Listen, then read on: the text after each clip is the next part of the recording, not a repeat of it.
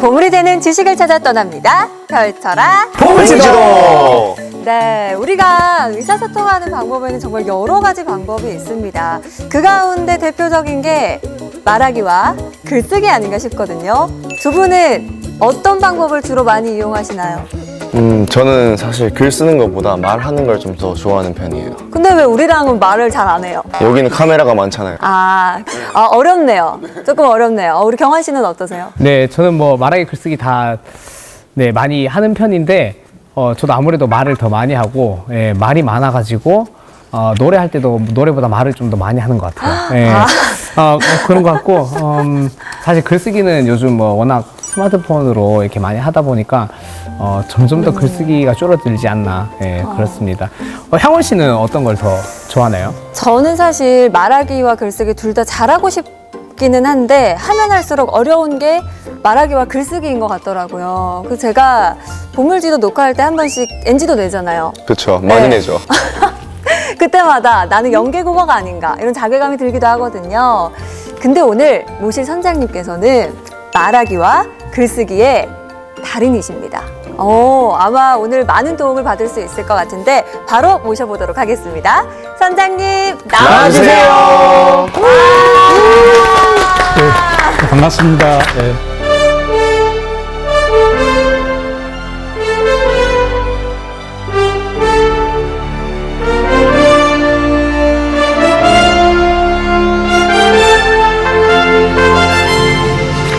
아니 우리 선장님은 사실 윤우님께서 인정하신 문서의 신 아니십니까? 네, 제가 유퀴즈 온 더 블락에 문서의 신으로 출연을 했었습니다. 대통령의 메시지를 작성한 청와대 행정관 출신 문서의 신 백승권 대표님이십니다. 아유, 안녕하십니까? 예, 반갑습니다. 예, 반갑습니다.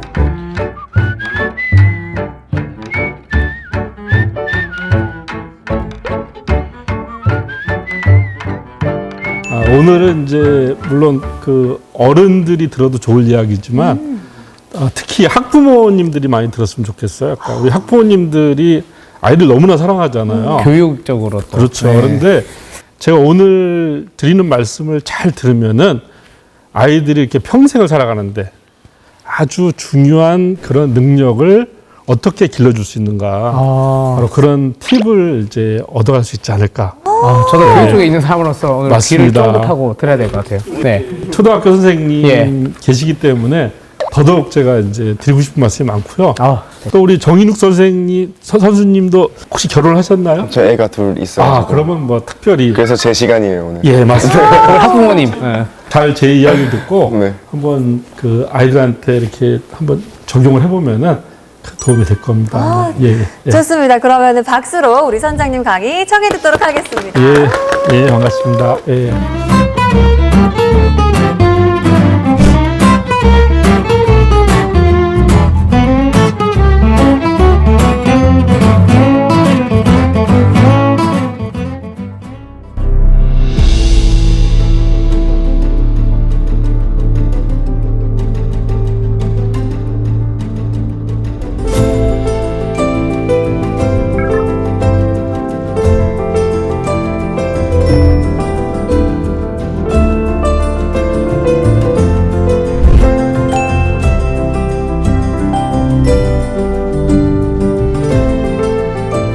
오늘 이제 그 제가 드릴 말씀은 아이들이 이제 별로 좋아하지 않는 것들입니다. 일단 아이들이 책 읽는 거 좋아하지 않잖아요, 그죠? 그리고 또 글 쓰는 것도 별로 좋아하지 않습니다. 더 싫어하죠. 네. 말 시키면 잘 말 안 하잖아요. 네. 근데 사실 좋아하진 않지만 살아가는데 또 필요한 게 읽기, 쓰기, 말하기가 아닌가. 그래서 읽기, 쓰기, 말하기에 대한 그 어떤 비결이라고 할까? 또 저도 이제 두 딸을 키워본 아빠로서 제 경험의 이야기를 한번 같이 섞어서 한번 여러분들한테 말씀을 드리려고 합니다. 저는 이제 이 세상을 살아가는데 우리가 여러 가지가 필요하잖아요. 근데 그 가운데서 특히 이제 말하기와 글쓰기가 정말 중요하다고 이제 생각을 합니다. 여러분들 혹시 그 경영학의 아버지 피터 드러커라는 사람이 있습니다. 예. 근데 이 피터 드러커가 놀랍게도 글쓰기 말하기가 너무나 중요하다고 이야기를 하고 있습니다. 그러니까 이 어떤 사람이 이제 사회에 나가서 이 첫 발을 이렇게 디디잖아요. 그 사람이 어떻게 일하느냐. 그 평가가 무엇로 이루어지냐면은 말과 글로서 표현하는 능력에 따라서 그 사람의 평가가 결정된다는 거예요. 또 하나는 이게 지위가 상승하면 상승할수록 말하기와 글쓰기의 능력이 더 중요해진다는 거죠. 그리고 또 큰 회사 같은 경우는 이 말하기 글쓰기의 능력만으로도 그 사람이 최고의 리더에 올라갈 수 있다고 이야기하고 있어요. 그만큼 이제 중요하다고 이렇게 볼 수가 있는 것이죠. 또 세계에서 가장 큰 온라인 쇼핑몰 아마존. 맞습니다. 아마존을 또 이렇게 창업했던 제프리 베이조스는 글쓰기가 사고력을 개발하는 전부라고 이야기를 하고 있어요. 이렇게 이제 우리가 그냥 이름만 들어도 알 수 있는 세계적 리더들이 이 글쓰기와 말하기의 중요성을 강조를 하고 있어요. 근데 제가 이제 왜 글쓰기와 말하기가 중요한지를 한번 또 다른 버전으로 한번 말씀드리려고 합니다. 이런 겁니다. 그러니까 아이들 물론 그 학과 공부를 잘해서 좋은 대학을 가는 것도 참 중요하지만 어찌 보면 그 못지않게 중요한 것이 바로 말하기 글쓰기 능력을 심어주는 겁니다. 또 사실 말하기 글쓰기를 잘해야 아이들이 학과 공부를 잘해야 할까. 요즘에 왜 문해력 얘기 많이 하지 않습니까? 네. 뭐 영어로 리터러시라고 하는데 요즘에 사실 수학 문제도 다 문해력이 있어야 풀 수 있어요. 맞아요. 네. 문제 이해를 해야 되니까. 예, 그냥 이 계산 잘한다고 이렇게 수학 문제 푸는 게 아니라 지문 그 시험 문제 지문을 잘 읽어야만이 수학 문제 잘 풀 수 있잖아요, 그죠? 문장제 문제 여기. 예, 요즘에 또 우리나라 시험이 막 이렇게 말을 꽈요. 맞아요. 맞아요. 꽈서 정말 어렵고 헷갈리게 만들잖아요, 그죠? 네. 근데 이렇게 꼬고 헷갈리게 만들어도 거기에 흔들리지 않고 딱 출제 의도를 파악할 수 있는 문해력이 있어야만이 결국은 아이들이 시험도 잘 볼 수가 있어요. 아까. 그리고 이거는 이제 뭐 이렇게 학과 공부 혹은 좋은 대학을 진학하는 것과 분리된 문제가 아닙니다. 같은 문제인데 그럼에도 불구하고 우리가 이 바로 말하기 글쓰기 부분을 더 신경을 쓰고 바로 그걸 잘함으로써 아이들이 이 학과 공부도 잘하고 원하는 대학을 갈 수 있고 또 대학을 나와서 어떤 상황을 만나더라도 잘할 수 있는 그런 아이로 성장시키기 위해서 우리가 말하기 글쓰기를 이제 잘 해야 되는 것이죠. 그러니까. 네.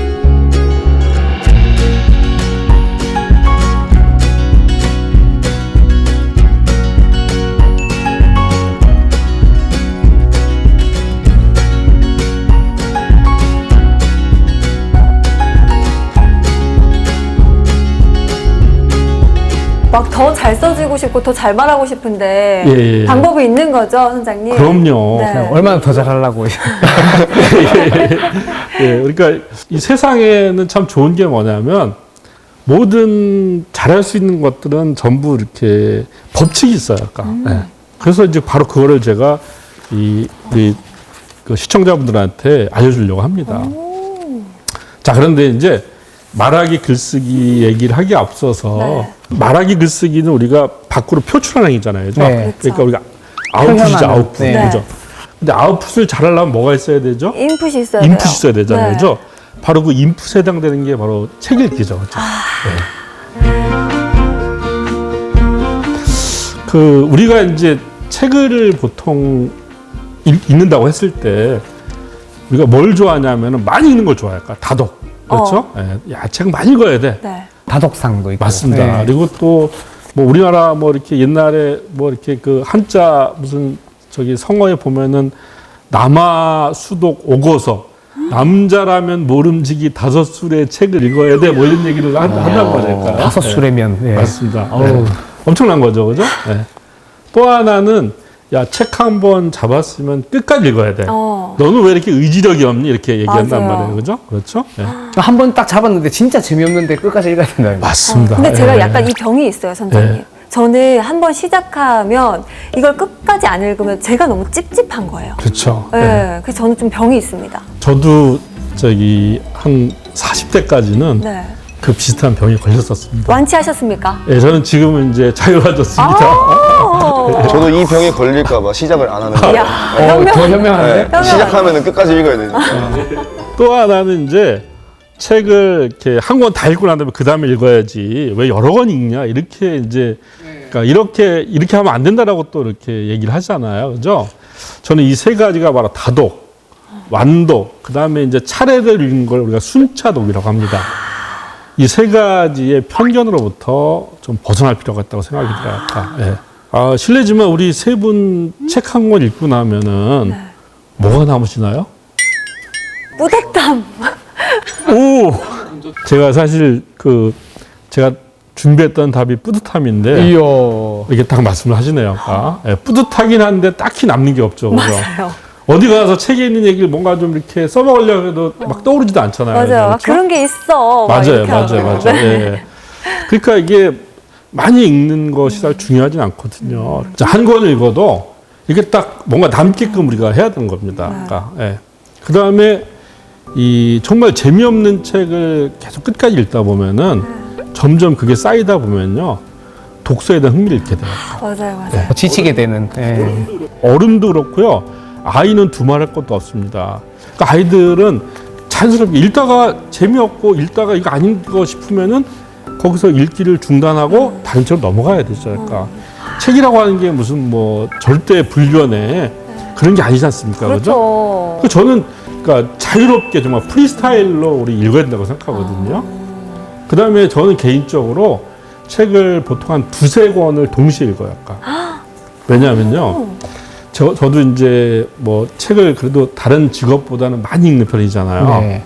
근데 이 한 권을 읽다 보면은 대략 한 80페이지에서 100페이지쯤 가잖아요. 네. 그러면 이제 점점 주의력이 막 흐트러져요. 약간. 예. 선장님도 맞습니다. 그러시는 거예요? 예. 비슷하네요, 저랑. 예. 처음에는 재밌어요. 그런데 네. 80페이지, 100페이지쯤 가잖아요. 네. 그러면 이제 막 이렇게 뭔가 이 책을 내가 계속 읽어야 되나 이런 회의감이 들기도 하고 맞아요. 또 비슷한 얘기를 자꾸 되풀이하는 것 같기도 하고 뭔가 이제 정말 지루하고도 지치는 현상들이 벌어지거든요. 그럴 때 저는 또 다른 책을 봅니다. 그럼 그 책도 또 마찬가지로 또 80페이지, 100페이지쯤 갔을 때 그런 현상들이 벌어지겠죠. 그죠? 그럼 또 다른 책을 또 봐요. 그리고 다시 이제 그 책도 그럴 때는 처음에 읽었던 책을 또 옵니다. 이러면은 신기하게도 그 지겨웠던 책들이 그렇게 한 두 권을 거치고잖아? 그럼 또 재밌어져, 약간. 그러니까 정주행을 하지 않고 좀 이거 보다가 이거 보다가 예, 다시 맞습니다. 오는. 예, 그렇죠. 그리고 또 재밌는 거는 이렇게 우연히 이제 뭐 한 두세 권을 같이 보잖아요. 이렇게 두세 권을 같이 본 거가 이 비슷한 시간대에 내용이 겹치면서 머릿속에서 어떤 융합. 우리가 이제 이 되게 이질적인 정보들이 결합해서 생기는 그런 융합 현상 같은 것도 일어나요. 그래서 저는 그러니까 많이 읽어야 된다는 여기 이렇게 그 고정관념, 그 다음에 끝까지 읽어야 되는 고정관념, 순서대로 읽어야 된다는 고정관념부터 벗어날 필요가 있는 것이죠. 그러니까 한마디로 프리스타일로 읽을 필요가 있다는 겁니다. 이건 이제 이 학부모님들한테 드리는 말씀이기도 하고 학부모님들이 아이들한테도 그렇게 해줄 필요가 있다는 거예요. 약간. 그러니까 다독, 완독, 순차독 이 예. 강박은 버려라. 그렇죠. 버려라. 예, 맞습니다. 예. 우리 그 책을 읽는 거는 사람을 만나는 것과 비슷해요. 그러니까 우리 사람 만날 때 어떻습니까? 끌리는 대로 만나잖아요. 그죠? 네? 끌리는 대로 만나잖아요. 예. 여러 명을 막 이렇게요? 그러니까 이제 꼭 연애만이 아니라 죄송합니다. 왜 교제만을 생각을 하고. 죄송합니다. 그러니까 이 관계라고 하는 건 뭐 연애도 있지만 그렇죠, 뭐 그렇죠. 친구나 다양한 관계가 그렇죠. 있잖아요. 그런데 맞습니다. 이게 마음이 끌리는 사람도 있지 않습니까? 네, 네. 하다 보면은 끌리는 사람과 더 자주 만나고 이렇게 되는 것처럼 책도 그렇게 할 필요가 있다는 거예요. 약간. 예. 친구처럼. 그렇죠. 친구처럼 만날 필요가 있어요. 맞아요. 그 영국의 이제 철학자 중에서 프란시스 베이컨이라는 사람이 있습니다. 베이커리. 예, 베이커리가 아니라 베이컨입니다. 물론 베이컨도 약간 음식을 이렇게 떠오르게 만들죠, 그죠? 둘 다 좋습니다. 예. 이 사람이 이렇게 얘기하고 있습니다. 어떤 책은 맛보고, 어떤 책은 삼키고, 어떤 책은 잘 씹어서 소화해야 한다고 이렇게 이야기하고 있어요. 베이컨 맞네요. 예. 이야. 그래서 책이라고 하는 건 이렇게 해야 되는구나 이렇게 생각하면 좋을 것 같아요.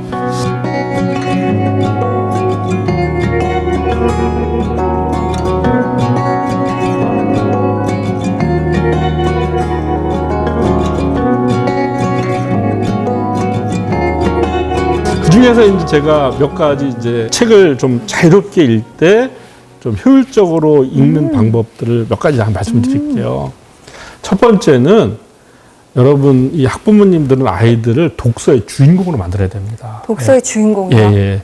독서의 주인공으로 만드는 방법은 뭐냐면 아이들이 원하는 책을 먼저 보게 해주는 거예요. 아이들이 왜 게임을 좋아하는지 아세요? 왜 게임을 좋아할까요? 재밌어요. 재밌으니까. 근데 왜 재밌을까요? 왜 재밌을까요, 아이들은? 자기 마음대로 해서? 아이들이 책에 있는 소설이나 드라마 이거보다 게임을 좋아하는 이유는요. 네. 소설이나 드라마는 그 책을 쓴 사람, 네. 또 드라마를 연출한 사람이 하나의 이야기만 보여주죠, 그죠? 네. 그렇죠? 네. 그러니까 그 사람이 그 정해둔 길로만 가야 돼요, 근데 게임은 뭐냐면은 선택할 수 있어요. 자유의지. 그러니까 자기가 주도성을 발휘할 수 있다는 거예요, 그러니까 아이들은 이렇게 주도성을 발휘하는 걸 너무나 좋아해요, 근데 네. 사실 학부모님들 입장에서는 그 사이에서 고민이 많으실 것 같아요. 예. 아이들이 좋아하는 책을 읽히자. 근데 아이들이 맨날 막 만화책이 나쁜 건 아니지만 뭐 예. 맨날 아도겐 막 이런 거만 그쵸, 예. 가지고 오면 예. 이게 참잖아요. 그래 너가 읽고 싶은 걸 읽어야지 하면서 이거를 약간 주입도 시키고 싶으실 것 같단 예, 말이죠. 예. 맞아. 우리 애들도 읽고 싶은 거 콜라보하면 그리스 로마식만 그 만화책만 자꾸 보니까. 아니 그리스 로마시나 만화책 보는 거 좋습니다. 근데 보세요. 그러니까 우리가 이제 아이들이 게임을 많이 하거나 네. 또 웹툰을 많이 보거나 이렇게 하는데 야 너 게임 그만하고 책 읽어. 웹툰 그만 읽고 책 읽어. 이렇게 하면 그게 되나요? 안 됩니다. 그러니까 잘 안 돼요. 그냥 아이들하고 관계만 나빠지는 거예요. 맞아요. 근데 사실은요. 우리 인류가 이제 아주 오랫동안부터 이 독서를 하는 이유가 뭐냐면 인간이 자기가 살아갈 세상 있잖아요.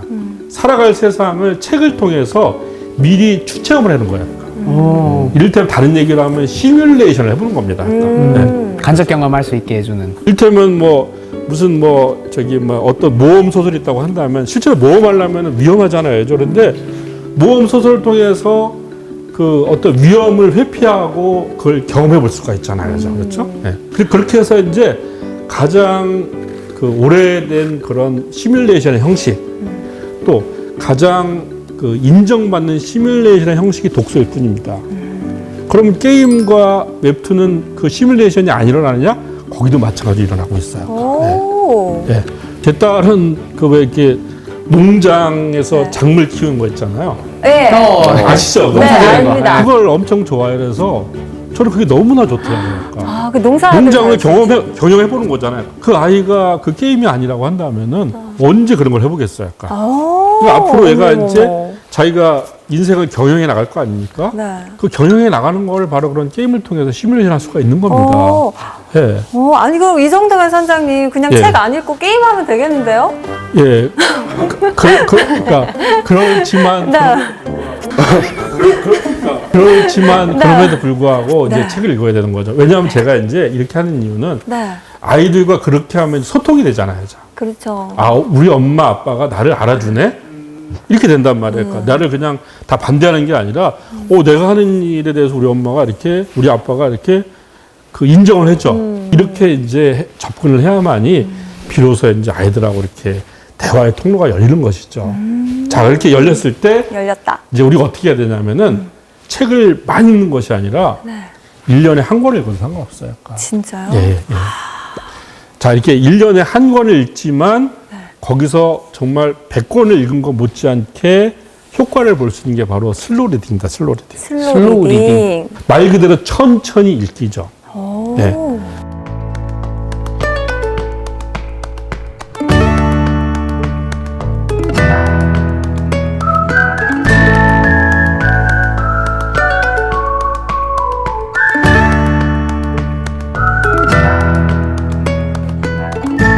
근데 이 슬로우 리딩을 그러면 부모님이 이거 우리가 할 수 있는 거야 이렇게 생각할 수 있잖아요. 네. 그죠? 다 할 수 있어요. 자, 그냥 책을 아이들이 이제 좋아하는 책을 하나 골라요. 그죠? 네. 그러니까 제가 한번 예를 한번 들어볼게요. 네. 그 로알드 달이라고 아마 이제 이 학부모님들은 많이 알 겁니다. 이렇게 유명한 아이들이 좋아하는 소설가인데 그 사람이 쓴 이제 마틸다라고 하는 이제 소설을 읽는단 말이에요. 그죠? 거기에 보면 이런 게 나와요. 막 메뚜기 얘기가 나온단 말이에요. 그죠? 메뚜기 얘기가 나온다 할까? 그리고 매미 얘기가 나올까? 그러면은 이 메뚜기와 매미에 관련된 얘기들을 어떻게 하면 좋을까요? 스마트로 찾아보는 거니까. 그러니까 매미는 땅 속에서 몇 년간 잠을 자잖아요. 그죠? 그랬다가 지상으로 올라와서 불과 뭐 한두 달 사나요? 2주 정도로. 네, 2주 정도 살고 그 다음에 번식을 하고 이렇게 사라지잖아요. 그죠? 그러니까 그 책에 나와 있는 내용들을 하나하나 곱씹어 보는 겁니다. 근데 요즘에 좋은 건 뭐냐면 스마트폰을 치면 다 나와요. 그렇죠. 그렇죠. 그래서 아이들한테 같이 하는 거예요. 야, 너 한번 매미의 일생에 대해서 네가 한번 찾아봐. 그럼 아이가 스마트폰으로 매미 일생 치잖아요. 네. 그러면은 나오죠. 매미 일생에 대해서 대한축구 다 나오잖아요. 그러면 한번 읽어볼래? 하는 겁니다. 그러니까 읽는 건 서너 페이지지만 그 서너 페이지와 관련된 많은 정보들을 아이들과 부모가 같이 알아보는 거예요. 그러면 아이들이 너무 재밌어요.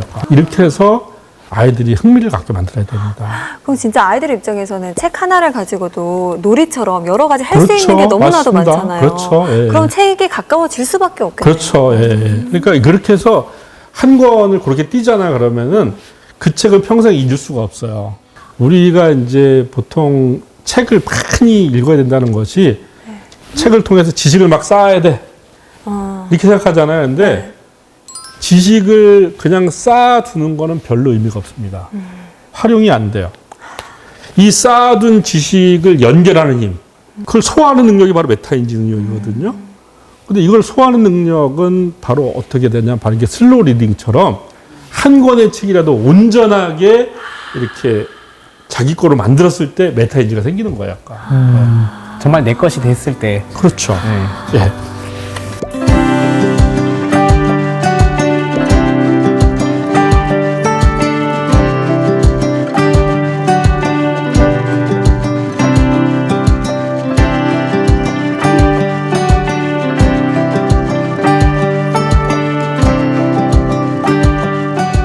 말하기를 한번 얘기를 해볼게요. 그러니까 우리는 평생 누군가를 설득해야 돼요. 그렇잖아요. 맞아요. 회사 안에서 설득해야 되고 네. 집에 가서 부부 간에 그다음에 부모 자식 간에 친구 간에 다 설득하면서 하는 겁니다. 맞아요. 바로 말로써 설득하는 능력이 진짜 말을 잘하는 능력이라는 것이죠. 예. 근데 이거는 어떻게 해야 되느냐? 이게 법칙이 있어요. 자, 뭐냐면 그 법칙은 바로 하나는 용권이에요, 용권. 용건. 누구랑 대화할 때 네. 말을 막 장하게 하거나 네. 막 모호하게 하면 이런 얘기 하잖아요. 아니 그래서 용건이 뭔데? 오, 맞아요. 아, 네. 네, 아버지가 어머니한테 정말 잘하는 말이에요. 그렇잖아요. 네. 네, 맞죠. 네. 그 용건이라는 게 바로 네. 말을 하는 목적이거든요. 근데 이 목적은 뭐냐면 대체로 두 가지. 하나는 내가 이렇게 말을 해서 무언가 우리가 결정을 하자.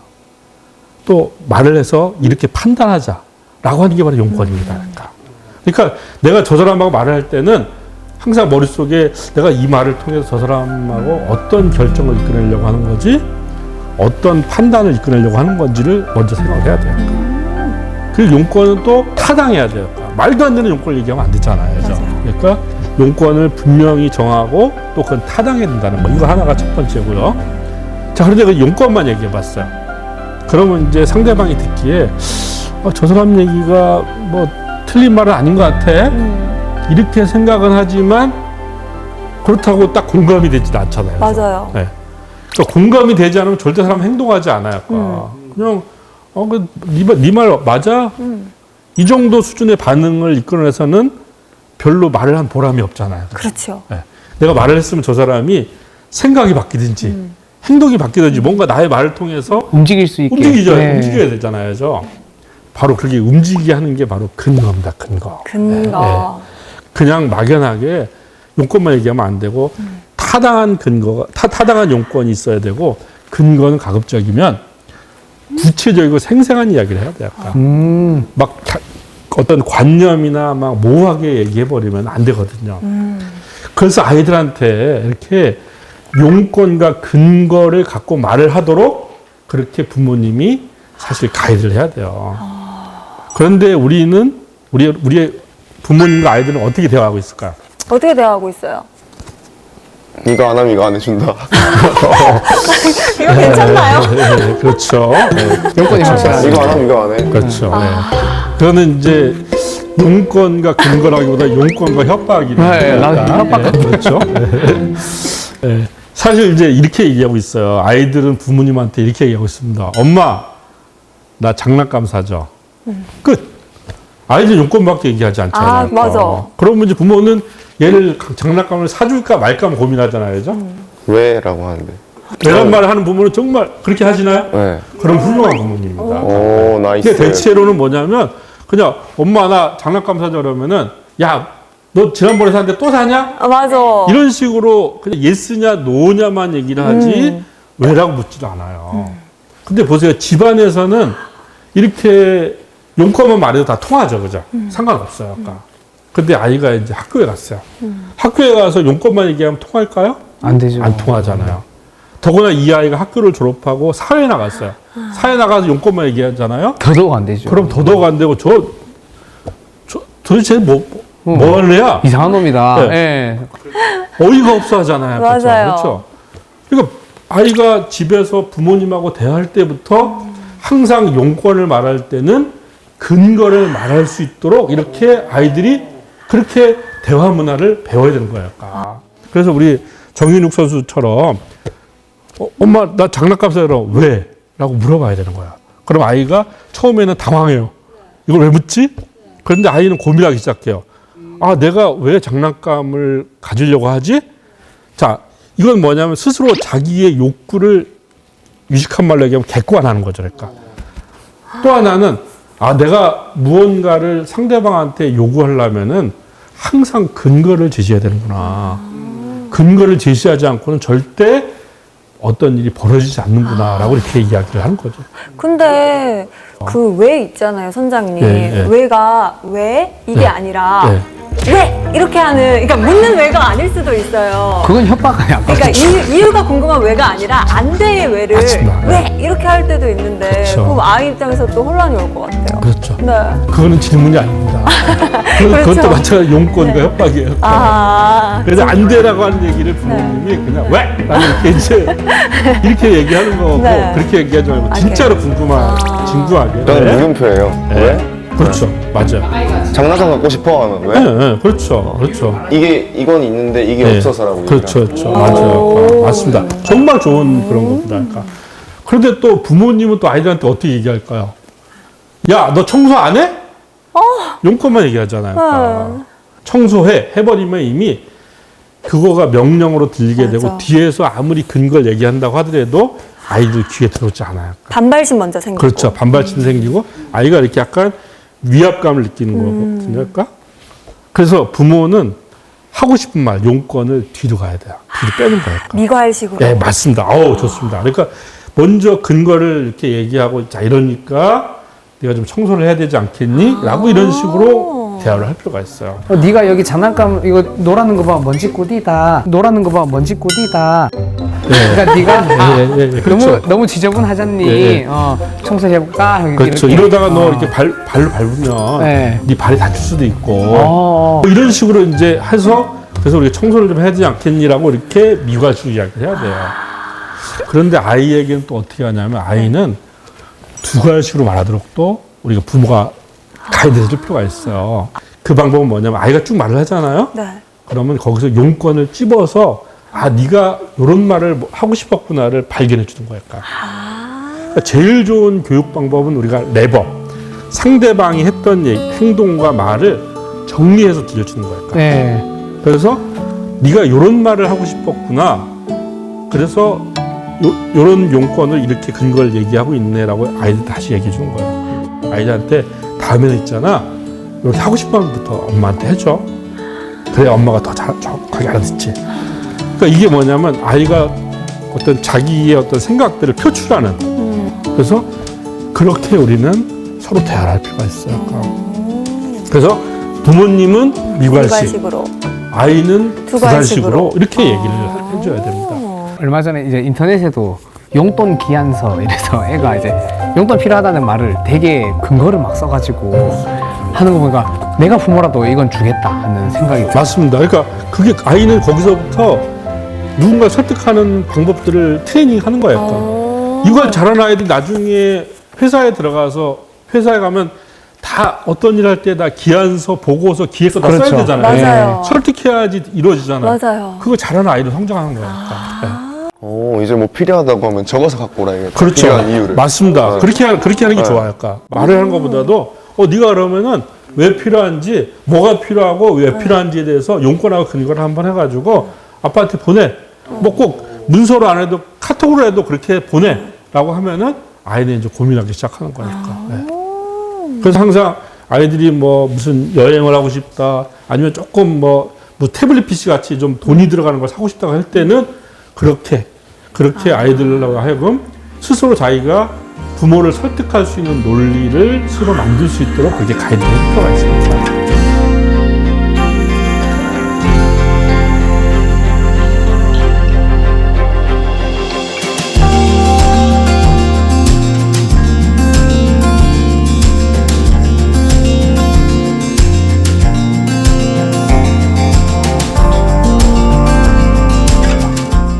또 하나는 뭐가 필요하냐면요. 이 말이라고 하는 거는 말을 하는 사람이 있고 듣는 사람이 있잖아요. 그죠? 그러니까 말을, 물론 이제 어떤 뭐 공적인 연설을 하게 되면은 말을 하는 사람이 있고 듣는 사람이 있지만 말을 하는 사람 위주로 막 얘기해도 돼요. 그죠? 근데 대화라고 하는 거는 뭐냐면 듣는 사람을 생각을 해줘야 된단 말이에요. 네.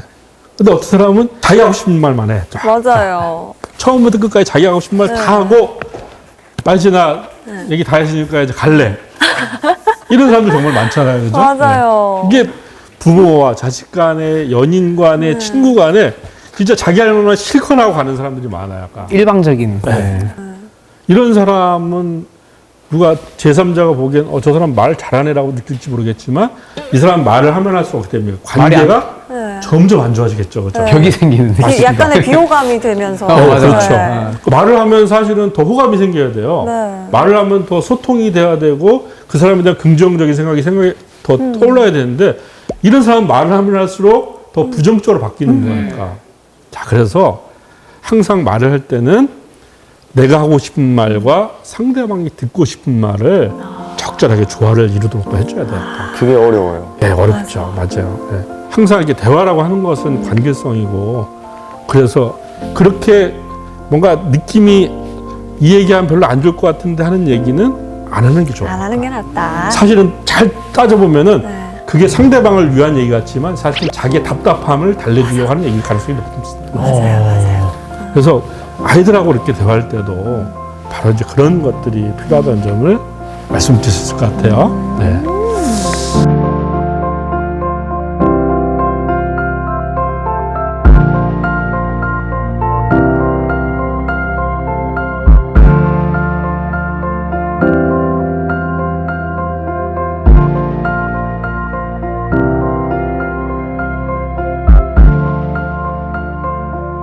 사실 이 말하기에서 무엇보다 중요한 게 뭐냐면 잘 들어주는 거예요. 아, 맞아요. 바로 경청하기입니다. 예. 맞아요. 부모가 아이들 얘기를 경청하지 않잖아요. 절대 그 아이는 말을 잘하는 아이로 성장할 수가 없어요. 네. 그렇잖아요. 그래서 이 사실 말하기의 절반은 잘 듣기로부터 비롯되는 겁니다. 네. 근데 그럼 내가 지금 어떻게 상대방의 말을 듣고 있지를 한번 볼까요? 제가 한번 자료를 한번 준비했습니다. 오. 뭐냐면 여기서 이제 여러분들이 어떤 유형인지 한번 보세요. 오. 절벽형. 상대방 이야기를 들으려 하지 않아요. 건성형. 네. 상대방 이야기를 듣기는 하지만 건성으로 듣거나 알아듣지 못해요. 내복형. 상대방 이야기를 듣고 말꼬리를 잡거나 반박하려 하고 있어요. 맞아. 저런 분들 계시지. 직역형. 상대방 이야기를 고지고대로 듣기만 하지 속도 잘 알아채지 못해요. 아이고, 답답해. 경청형. 상대방 이야기에 귀 기울이고 이해하려고 듣는 거예요. 자, 우리 시청자 여러분들 그리고 우리 선생님들은 이 지금 5가지 유형 중에서 네. 내가 어떤 유형일까 한번 스스로 한번 이 체크를 해보시기 바라겠습니다. 솔직히 무슨 형이에요? 정말 난- 솔직히. 난 마지막 거 빼고 4개 다 난데. 4개 다 섞여놨다. 다 너무 섞여 있어요. 솔직하다. 너무 솔직해. 절벽, 건성, 매복, 직역을 섞어놓은 게 나다. 네. 오, 근데 가끔 한 번씩 저 제일 5번째 것도 살짝은 있어요. 아. 아예 없으면 예. 저 사람 아니지. 아, 그렇죠. 그렇죠. 그 마지막 것 때문에 앞에 있는 게 용서가 되죠. 그죠? 아. 예, 그렇죠. 예. 그렇게 한번 또 경청을 정말 잘해주면은 네. 그동안 서운하고 뭐 이렇게 이해가 안 됐던 것들도 정말 눈 녹은 듯이 사라져요. 이 경청이 힘. 경청해야 될 땐 해야 돼요. 예. 맞아, 맞아. 그렇지. 지금 이 자리에서 절벽형으로 있으면 안 되죠. 지금도 좀 많이 흘러 지나가는 것도 많이 있는데 조금 듣고는 있어요. 아니 그래도 우리 저기 보니까 표정도 그렇고 정말 이 세 분 다 경청형에 가까우신 분들이에요. 예, 지금 경청형이 돼야 된다고 생각합니다. 그래서 우리 부모님들이 아 정말 나는 어떤 유형일까 이런 걸 한번 잘 생각할 필요가 있습니다. 우리 보면 대화할 때 또 이렇지 않습니까? 상대방이 막 대화를 하면은 제가 안 듣고 다음에 내가 무슨 얘기하지? 머릿속으로 그 생각하고 있잖아요. 그죠? 맞아, 맞아. 이런 것들이 전부 다 이제 정말 이 안 좋은 이 말하기 듣기의 유형들이거든요. 그래서 제가 쭉 좋은 말하기를 이야기했지만 무엇보다 부모님이 아이들의 이야기를 경청하는 태도를 가져줘야 이 아이도 경청하는 어른으로 성장할 수가 있거든요. 그리고 경청이 전제돼야 좋은 말이 나오는 거거든요. 그래서 이 말하기에서 제가 마지막으로 경청의 이야기를 꼭 그렇게 강조하고 싶습니다. 예. 말을 잘하려면 잘 들어야 된다. 예, 그렇죠. 예.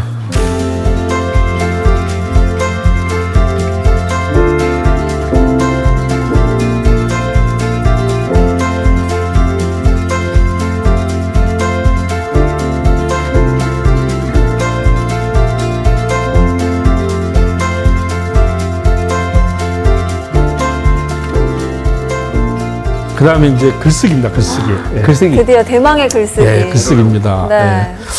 사실 우리나라 사람들은 거의 99%가 전부 글쓰기에 대해서 울렁증을 갖고 있어요. 맞아요. 예, 다 두려움을 갖고 있어요.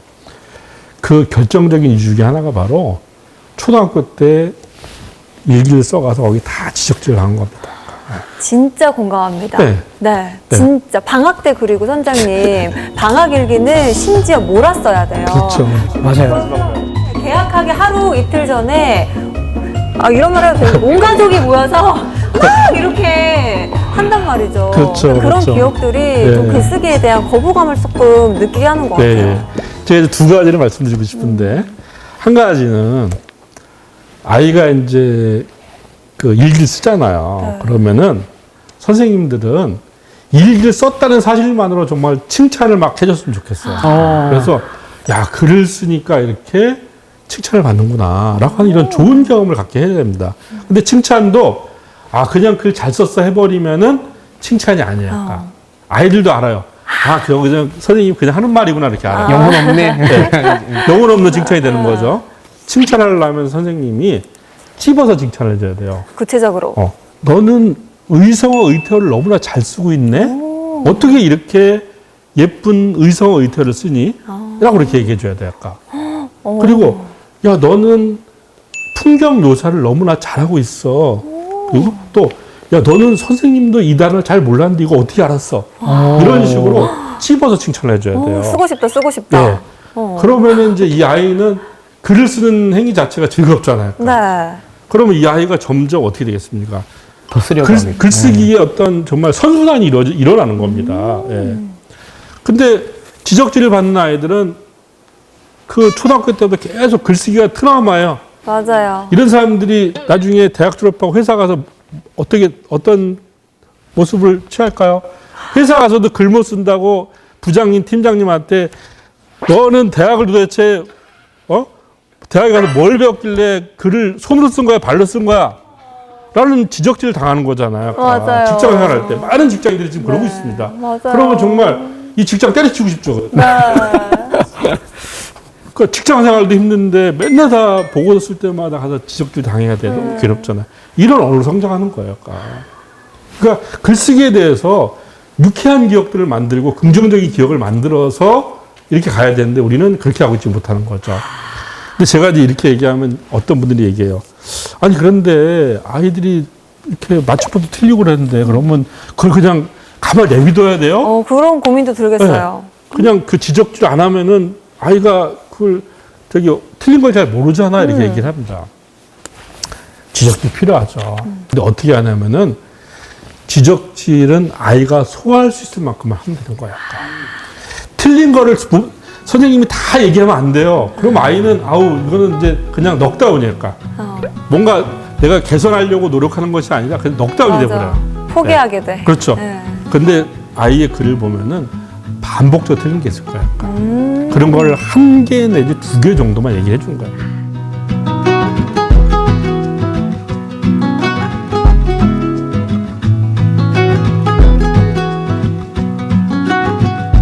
그래서 지적질도 선생님 중심이 아니라 아이가 받아들일 수 있는 그 수준 내에서 우리가 해주는 것이 바로 지혜고요.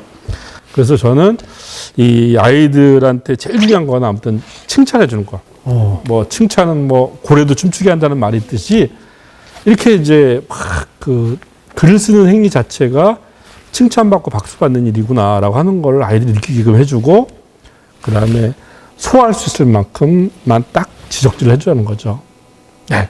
그러니까 일기는 특히 제가 그래서 우리 그 초등학교 그 선생님들에게 제가 정말 당부하고 싶은 말이 꼭 이렇게 해줬으면 좋겠어요. 아까 선생님이 어떻게 아이들에게 일기장이 어떻게 반응하느냐가 이 아이의 운명을 바꿉니다. 아까 예. 정말 나의 중요한 거예요. 글쓰기에 대한 첫 기억이니까. 맞습니다. 예.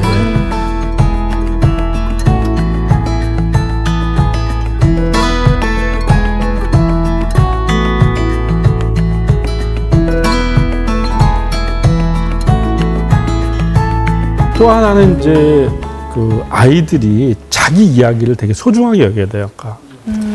아이들이 이제 커서 자소서 쓰잖아요. 네. 쓸 내용이 없어요, 자소서에. 정말 그렇죠. 없습니다. 네, 없어요. 네. 그러니까 대학 갈 때 자소서 쓸 내용도 없고 또 회사에 취직할 때 쓸 자소서 내용도 없어요. 아까. 그러나 이제 이거는 뭐냐면 자기 이야기가 없는 게 아니에요. 아까. 자기 이야기를 발견을 못하는 거예요.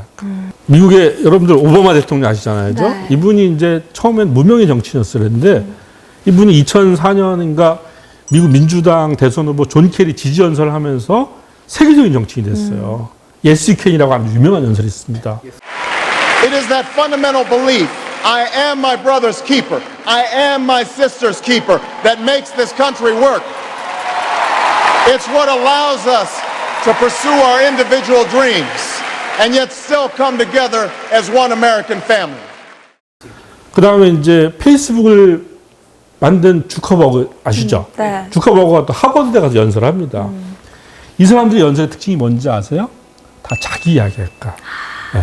자기가 살아오면서 겪었던 이야기. 스티브 잡스는 자기가 미혼모의 아들로 태어나서 가난한 노동자 집안에 입양되고 그 다음에 이 리드 칼리지 6개월 다니다가 학교 자퇴하고 우연히 서체교육 배웠는데 그게 나중에 맥킨토시로 연결되고 뭐 애플 창업했는데 맥킨토시 만들어서 막 잘 나가다가 쫓겨나고. 해고당하고 막 이런 얘기를 하는 거예요, 다. Truth be told, I never graduated from college, and this is the closest I've ever gotten to a college graduation. Today, I want to tell you 3 stories from my life. That's it. No big deal. Just 3 stories. 이런 얘기가 다 세계적인 연설이에요, 그러니까. 남의 이야기가 아니라. 네. 자기 이야기야말로 최고의 설득력 있는 거야.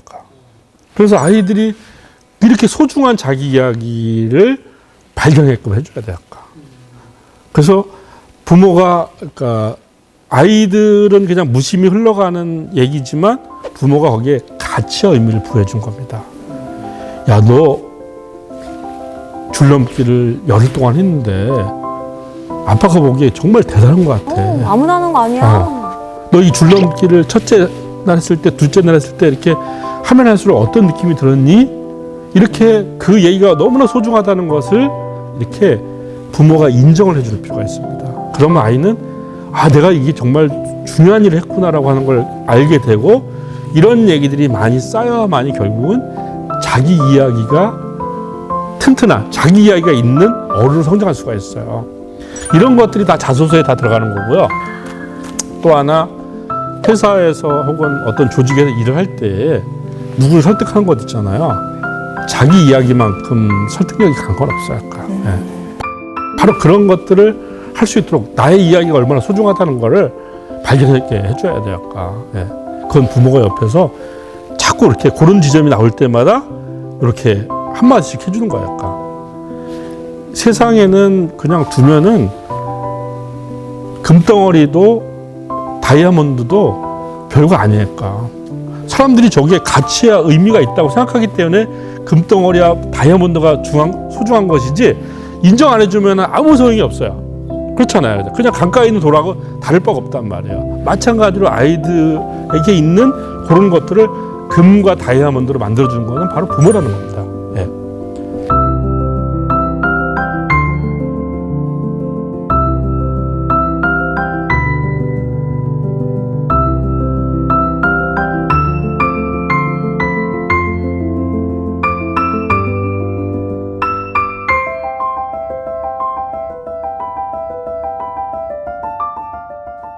또 하나는요. 네. 어떤 이야기가 있어요. 그러니까 이야기가 있는데 아이들한테 그거를 낯설게 보게 만들 필요가 있어요. 낯설게 보게. 낯설게 보기요? 그렇습니다. 예. 오. 그러니까 사실 좋은 글은 전부 다 낯설게 보기예요. 아까.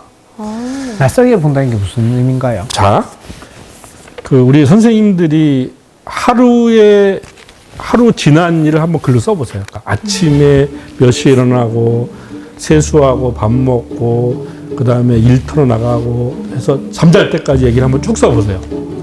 그럼 그 이야기가 재밌을까요? 재미없을까요? 재미없을 것 같아요. 재미없죠. 네. 재미없잖아요. 그러니까 네. 그 뭐 똑같은 얘기가 무슨 재미가 있겠습니까? 그죠? 자, 그런데 이 글을 그렇게 쓰지 말고 이렇게 한번 써보는 거예요. 그러니까 스마트폰이 본 나의 하루.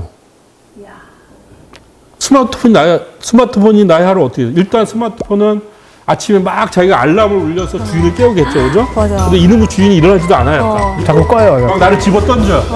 내가 뭔 잘못을 했다고. 그러죠? 또 주인이 이제 세수하러 가서도 막 음악이나 유튜브 틀어놓고 막 뭐 씻어요. 그런데 막 비누 거품이 나죠. 어머머, 이렇게 했으면 어떻게 됩니까? 내 이야기다. 예. 네.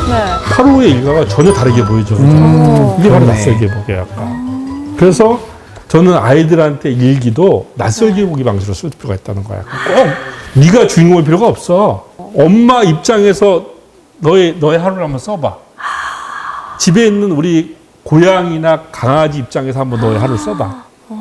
이러면은 정말 새로운 얘기가 나오는 겁니다. 그게 약간 화자를 바꾸는 거네요. 맞습니다. 예. 그렇게 해서 아이들이 이 사고와 어떤 생각의 프레임을 이렇게 확장할 수 있도록 얽매이지 않고 이렇게 할 수 있도록 제가 읽기 얘기했을 때 프리스타일 얘기했잖아요. 네. 그렇죠? 똑같은 거예요. 글쓰기에서 프리스타일이 필요한 겁니다. 오. 그런 자유로움과 어떤 얽매이지 않음이 결국은 아이들이 좋은 글을 쓰는 어른으로 바뀌게 되는 거예요. 회사나 가서 우리가 일정하게 어떤 그 사람이 이제 성실성이나 기본적인 일을 하잖아요. 그죠? 네. 그러면 이제 대충 중간쯤 가죠. 그죠? 근데 리더라고 하는 것은 바로 다른 사람이 똑같이 보는 문제를 전혀 다른 관점에서 보는 사람이 리더가 되는 거예요. 네. 그 리더는 그냥 키워지는 것이 아니라 이렇게 어떤 상황을 낯설게 보고 거기에 새로운 시각, 새로운 해법을 내놓는 사람이 리더가 되는 겁니다. 그런 것들이 바로 다 이 글쓰기와 아주 긴밀하게 연결이 되어 있는 거죠. 네. 바로 창의력이라고 하는 건 바로 거기서 만들어지는 겁니다.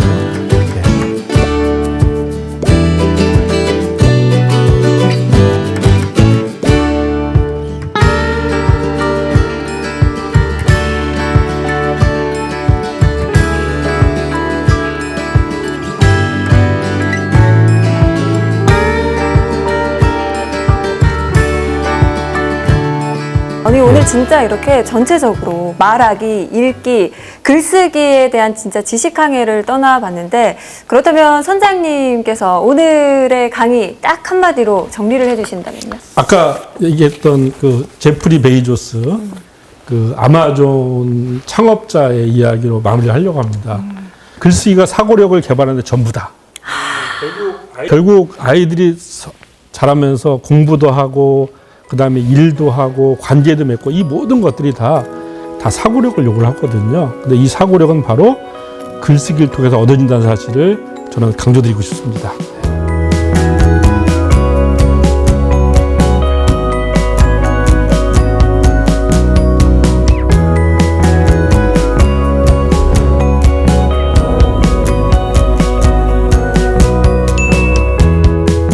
오늘 두 분은 강의 어떻게 들으셨어요?